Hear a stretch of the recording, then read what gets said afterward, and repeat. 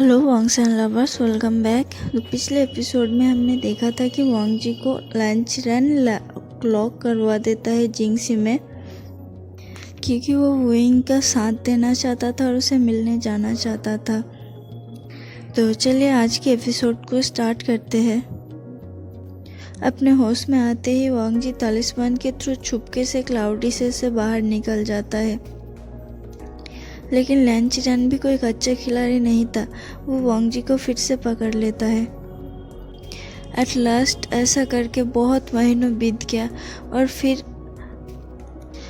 एक night hunting के लिए वांग जी को क्लाउडी से बाहर जाने का परमिशन मिला। नाइट हंटिंग ख़त्म होने के बाद सभी लोग क्लाउडी से वापस जाना चाहते थे, लेकिन वांग जी ने सबको मनाया कि वो लोग आज रात इन में रहेंगे, फिर कल सुबह क्लाउडी के लिए निकल जाएंगे। जब सब लोग रात में इन में आराम कर रहा था, तब लान वांग जी वहाँ से छुपके से निकल गया और इलिंग की तरफ बढ़ने लगा। इलिंग में उसने हर जगह वेवुसियन का सर्च किया। फाइनली उसे एक दिन वुइंग मिल गया। एक दिन एक बच्चा उसके पैर पे आके जकड़ गया जब वो इलिंग के बाजार में घूम रहा था। उस बच्चे ने उसे पापा पापा कहकर पुकार रहा था। इसे देख के आसपास के लोग वांग जी को ताना मार रहा था कि वो कैसा बाप है जो कि अपने बच्चों को नहीं संभाल सकता और अपने बच्चों को रुलाता है। वांग जी तो वहाँ पे स्टन था, क्योंकि उसे पता ही नहीं चला था कि बच्चा उसे क्यों पापा पापा कह के बुला रहा है, और ये सब लोग क्यों उसे उस बच्चे का पापा समझ के डांट रहा था, क्योंकि वांग जी का तो कोई कभी बेबी ही नहीं था। तभी उसने देखा कि वुइंग दूर से उन दोनों को देख रहा है, और जब वुइंग उन दोनों के पास आया तो उस बच्चे ने लान वांग जी को छोड़ के वुइंग को जकड़ लिया। वुइंग को देख के तो वांग जी के सांसें रुक गया था। उसे क्या कहना चाहिए, उसे कुछ भी समझ नहीं आ रहा था। फाइनली वुइंग ने उसे कहा, लंजा,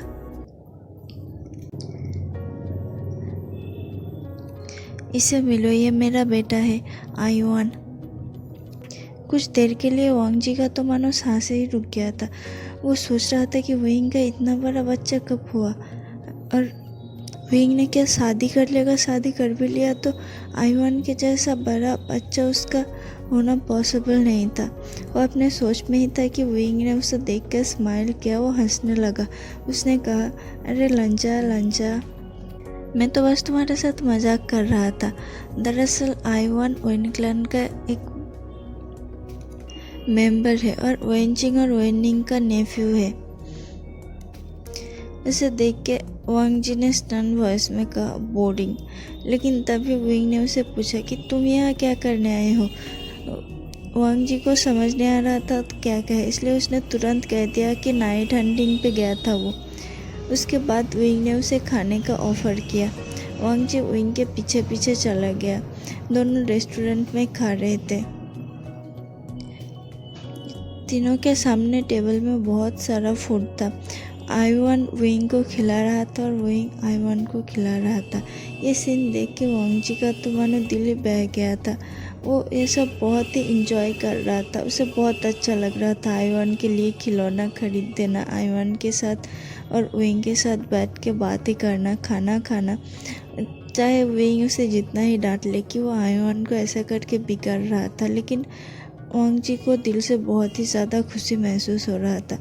लेकिन ये खुशी ज़्यादा देर के लिए नहीं था, क्योंकि तुरंत वुइंग वहाँ से उठ के चला गया ये कह के कि वेनिंग जाग गया है और उसके क्लैन के ऊपर कुछ खतरा है। वांग जी ने भी इन पे पेमेंट कर दिया और तुरंत वहाँ से वुइंग के पीछे निकल गया।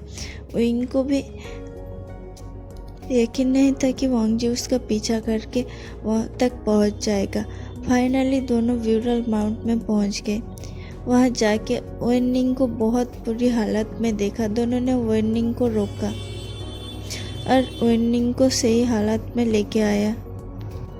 फिर वुइंग ने वांग जी से पूरे क्लैन के सभी के साथ इंट्रोड्यूस किया।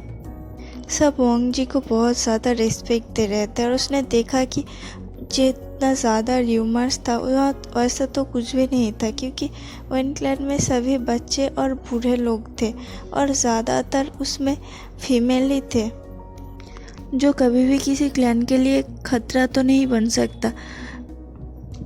और घोस्ट पापेट का तो वह नामो निशान तक नहीं था, बल्कि वो लोग तो बहुत ही मुश्किल से अपना जीवन चलाने के लिए, अपना पेट भरने के लिए वहाँ पर फार्मिंग करने का कोशिश कर रहा था। उन लोगों ने ब्यूरल माउंट्स के गुहा पर छोटे छोटे घर भी बनाया था, जहाँ पे वो लोग रहने के लिए प्रयास कर रहा था। वांगजी उन लोगों के साथ बहुत ज़्यादा घुल मिल गया। वैसे तो वो कभी भी किसी अनजान लोगों के साथ नहीं घुलता, सिवाय उसके भाई और अंकल के।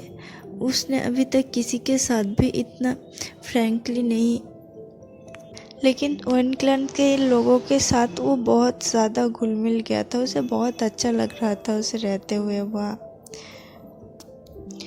वेनचिंग के साथ विंग का रिलेशन देख के वांगजी को बहुत ही ज़्यादा जेलस फील हो रहा था। भले उसे अंदर से ये पता क्यों ना हो कि वेनचिंग और विंग सिर्फ बहुत अच्छे दोस्त थे और वेनचिंग विंग को एक भाई की तरह ट्रीट करता है, लेकिन फिर भी वांगजी अपना जेलस को नहीं रोक सकता था। विंग ने वांगजी को अपना घर दिखाया और वांगजी उन लोगों के साथ एक बार खाना खाया। उसके बाद शाम हो चुका, वांगजी का जाने का टाइम हो चुका था। वांगजी वहाँ से जाना तो नहीं चाहता था। आइवान ने भी वांगजी को कहा था कि वो रात के डिनर के लिए रुक क्यों नहीं जाता, लेकिन विंग तुरंत आइवान के मुंह के ऊपर मना कर देता है कि वांगजी का बहुत सारा काम होगा। वांगजी ने कहा भी था कि उसका कोई काम नहीं है, लेकिन फिर भी विंग ने कहा कि तुम तो यहाँ नहीं रुक सकते, क्योंकि यहाँ तुम्हारे रुकने के जैसा कोई भी नहीं है। हम तो तुम्हें चाय भी नहीं पिला सकते। फाइनली वांगजी को वहाँ से जाना पड़ा। विंग आइवान को लेके उसे छोड़ने गया था। वापस जाते टाइम वांगजी ने मन बना लिया था कि वो अगले दिन फिर से आएगा ब्यूरल माउंट्स में और विंग के साथ रहेगा। बल्कि उसने तो ये तक मन बना लिया था कि अब वो विंग के साथ ही रुक जाएगा, लेकिन आज सरकमफेरेंस से कुछ ऐसा था कि उसे जाना पड़ा। जाने से पहले उसने विंग को ये इन्फॉर्म किया था कि जियांग यानली की शादी जिनजुसियान से होने वाला है। क्लाउड रिसर्च वापस जाते ही वांगजी ने सोच लिया था कि शायद उसे बहुत ज़्यादा लैंचिरन से डांट पड़ेगा या फिर उसे पनिशमेंट भी लेना पड़ सकता है।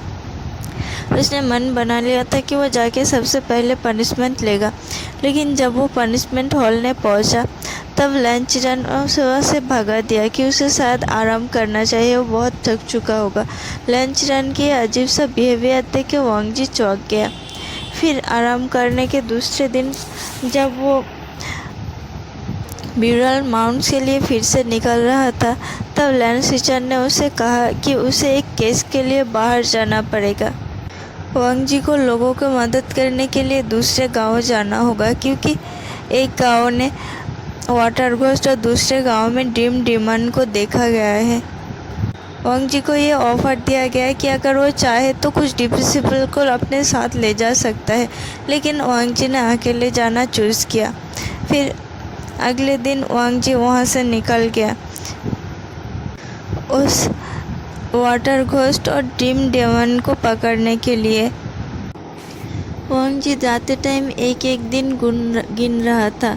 वो विंग से मिलने के लिए तरस रहा था। उसने सोचा कि वो जल्दी जल्दी अपना काम पूरा कर लेगा, फिर वो विंग के पास जाएगा, लेकिन वो ड्रीम डेमन उसके कल्पना से भी ज़्यादा बाहर पावरफुल था।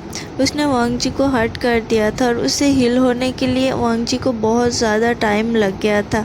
फाइनली जब वांगजी क्लाउड रिसेस में वापस आया, तब उसे पता चला कि सभी क्लैन ने हीलिंग पैट्रियार्क के खिलाफ युद्ध घोषणा की है, क्योंकि हीलिंग पैट्रियार्क ने जिन जिसुन के ऊपर कुछ कर्ज दिया था, जिसे हटाने के लिए जिन जिसुन हीलिंग पैट्रियार्क के पास जा रहा था, लेकिन उसे क्योर करने के बजाय हीलिंग पैट्रियार्क ने उल्टा उसके ऊपर हमला कर दिया था। जब जिन जिसुआन ये सब रोकने के लिए गया था, तब घोस्ट जनरल और हीलिंग पैट्रियार्क ने मिलकर जिन जिसुआन को भी मार डाला था। जिसके चलते ओवेन क्लैन के सारे सदस्यों को गिरफ्तार कर लिया गया और सभी को मौत की सज़ा सुनाया गया। लेकिन हीलिंग पेट्रियार उन लोगों को बचाने के लिए गया था और उसने उन लोगों को बचाने के लिए जिन क्लैन के सेनाओं के ऊपर हमला कर दिया था। खबर सुनते वांग जी के पैरों तले जमीन खिसक गया। वो तुरंत विंग के पास जाना चाहा। उसने जब विंग को बटरफ्लाई मैसेज सेंड करने की कोशिश की तो वो फेल हो गया। फाइनली जब उसने विंग को ढूंढ लिया तब बहुत देर हो गया था। विंग बहुत ही गुस्से में था और उसके दिल में एक छेद था। किसी ने उसके ऊपर तीर से हमला किया था, लेकिन विंग ने उस तीर को अपना सीने से बाहर निकाल के फेंक दिया था। जब वांग जी पहुंचा तब वो देखा कि विंग फ्लूट प्ले कर रहा था। उसने विंग को शांत करने के लिए तुरंत अपना गुजिंग प्ले करना शुरू किया, लेकिन इसने विंग को शांत तो नहीं किया बल्कि विंग का दिमाग और भी ज़्यादा बिगड़ गया। बल्कि विंग उस रिसेंटफुल एनर्जी से अपना कंट्रोल खो रहा था। वहाँ पर सभी क्लैन्स के लोग थे जो विंग पर हमला करने गया था। जियांग क्लैन, लैन क्लैन, जिन क्लैन, ने क्लैन। लेकिन जियांग क्लैन और लान क्लैन को छोड़ के विंग के घोस्ट पपेट सभी क्लैन्स के ऊपर हमला कर रहा था। उसके बावजूद भी कोई विंग के पास जा रहा था विंग को मारने के लिए। वांग जी ने विंग के सामने ढाल बनकर खड़े हो गए। उसने सारे तीर के बार और सारे तलवार के बार अपने ऊपर ले लिया और अपने बेचिंग के सहारे सब बार को एक एक करके हराता जा रहा था। वो विंग को प्रोटेक्ट कर ही रहा था कि उसने देखा कि विंग सिजर करके दूसरी तरफ भाग रहा था, अपने सिजर की तरफ। वांग जी को पता था कि विंग के सिजर उसके लिए कितना मायने रखता है। उसने भी विंग के पीछे जाना चाहा, लेकिन विंग ने भीड़ में और काले धुएं के अंदर गायब हो गया। जब उसने विंग को देखा तब कोई पर्सन पीछे से विंग पर हमला करने ही वाला था, लेकिन जियांग यानली ने वो बार अपने ऊपर ले लिया और विंग को वहाँ से हटा दिया। इसके बाद तो वांग जी का दुनिया ही बदल गया, क्योंकि इसकी वजह से विंग इतना ज़्यादा हर्ट हो गया कि उसने पीछे मुड़कर एक भी बार नहीं देखा। उसने उस स्टीजन आमलेट को हवा में छोड़ दिया और वांग जी के पलक झपकते ही पहाड़ी के चोटी में जाके खड़ा हो गया।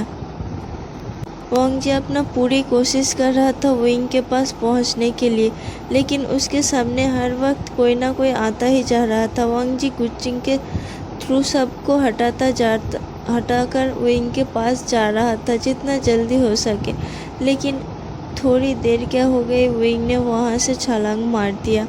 वांग जी ने तुरंत जाके विंग के एक हाथ को पकड़ लिया। वो विंग को ऊपर की तरफ खींच रहा था, लेकिन विंग खुद को नीचे की तरफ खींच रहा था। वांग जी के हाथों से भी बहुत ज़्यादा ब्लड निकल रहा था। एक तो वो बहुत ज़्यादा घायल हो चुका था और दूसरी तरफ पहाड़ी के चोटी पे उसका हाथ लगने की वजह से उसके हाथ से बहुत खून बह रहा था। विंग ने कहा, मुझे मत बचाओ लंजा, मैं जीना नहीं चाहता, मेरे जीने की सारी वजह ख़त्म हो गया है। ये कह के उसने वांग जी को गुड बाय कहा और वांग जी के हाथों से अपना हाथ को छुड़वा लिया। इसके बाद तो वांग जी का दुनिया ही बदल गया। वांग जी के आंखों के चारों तरफ अंधेरा छा गया। चलिए फ्रेंड्स, आज के पार्ट को यहीं पे ख़त्म करते हैं। आई नो कि ये बहुत ज़्यादा छोटा पार्ट है और मैं 2 दिन के बाद वीडियो अपलोड कर रही हूँ, लेकिन क्या करें, आप लोग वीडियोस को लाइक भी नहीं करते, देख के छोड़ देते हो और इसकी वजह से मैं भी अपना मोटिवेशन खो रही हूँ। मतलब मेरे अंदर जो जज्बा रहता है कि हाँ मुझे आज वीडियो अपलोड करना ही है, लेकिन वो जज्बा अंदर नहीं आता कि हाँ करना ही है। वही कुछ लोग देखेंगे 20-25 फिर छोड़ देंगे, कोई भी लाइक भी नहीं करेगा। खैर जो भी हो, इसका बस एक आखिरी और लास्ट पार्ट बचा है। मैं कल कोशिश करूँगी उस पार्ट को शेयर करने के लिए। और इतना देर तक सुनने के लिए आपको भी थैंक यू। चलिए इस पार्ट को यहीं पे ख़त्म करते हैं। टाटा बाय बाय और अच्छे से रहना।